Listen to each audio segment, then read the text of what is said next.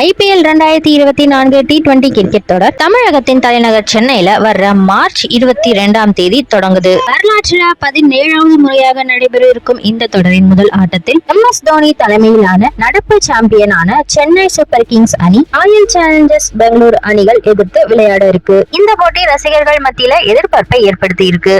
ரெண்டு அணிலையும் அதிரடியாக விளையாடக்கூடிய உலகத்தரம் வாய்ந்த வீரர்கள் இருக்காங்க. இருந்தாலும் அதுல விராட் கோலி, டூப்ளசிஸ், மேக்ஸ்வெல் ஆகியோர் அடங்கிய பெங்களூரு அணியின் டாப் ஆர்டர் சென்னையை விட அதிரடியாக ஆடக்கூடிய பேட்ஸ்மேன்களை கொண்டிருக்கிறதுனால வலுவான அணியாக இருக்குன்னே சொல்லலாம். குறிப்பா 2023 உலகக்கோப்பையில் ஆப்கானிஸ்தானுக்கு எதிரான போட்டியில் தோல்வியின் பிடியில் சிக்கிய ஆஸ்திரேலிய அணியை பயத்துடன் ஒற்றை காலில் நின்று பிடித்து நொறுக்கிய மேக்ஸ்வெல் மகத்தான வெற்றியையும் பெற்றுக் கொடுத்தார். இப்ப நல்ல ஃபார்ம்ல இருக்கிறதுனால சென்னை அணிக்கு எதிரான போட்டியில அவர் அமர்க்களமா விளையாடுவாருன்னு ரசிகர்கள் எதிர்பார்க்கிறாங்க.